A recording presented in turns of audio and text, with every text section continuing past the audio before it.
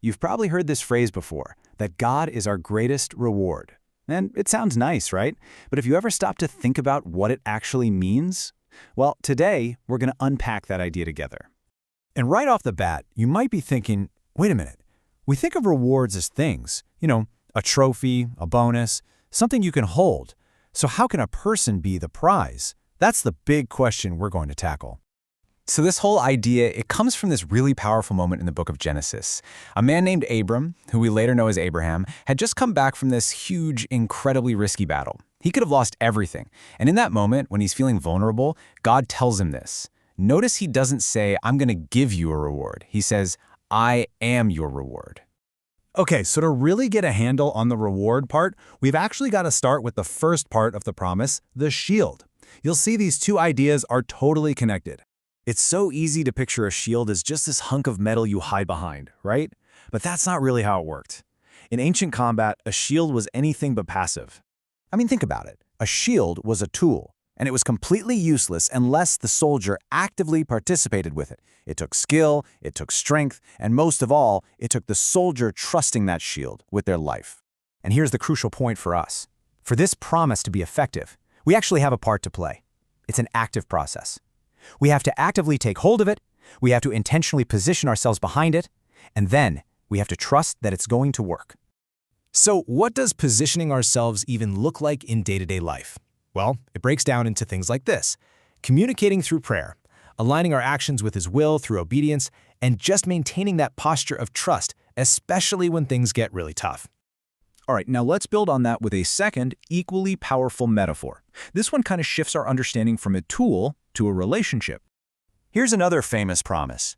This one was given to the Israelites. When they were completely trapped, they had the Egyptian army bearing down on them from behind and the Red Sea right in front of them.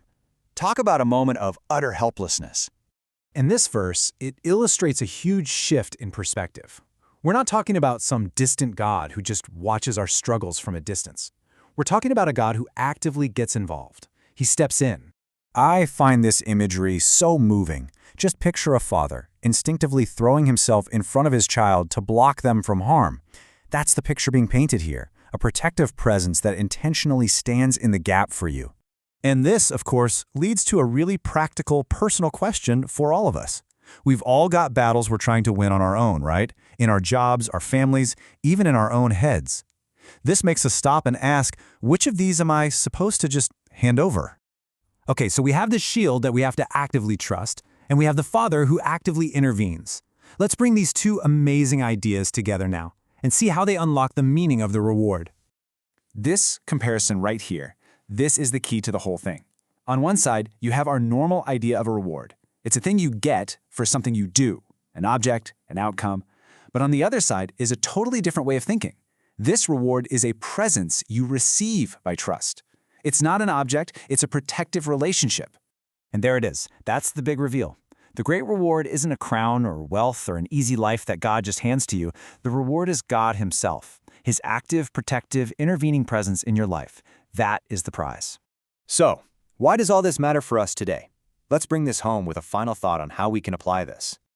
Now, this is a powerful point aimed at parents, but honestly, I think it applies to all of us who have people watching us. Our friends, our coworkers, our families. They see how we handle pressure and fear. Our trust, or our lack of it, is a really powerful example. It shows whether we truly believe that His presence is enough. So I want you to just think for a second. What is that one thing for you? That pressure, that anxiety, that conflict that is top of mind for you right now? Get it clear in your head. And now for that specific battle you just thought of, here's the final challenging question. Are you actively positioning yourself behind God as your shield? Or are you trying to be your own shield, trying to protect yourself with your own strength? That's a question worth sitting with, long after this explainer is over.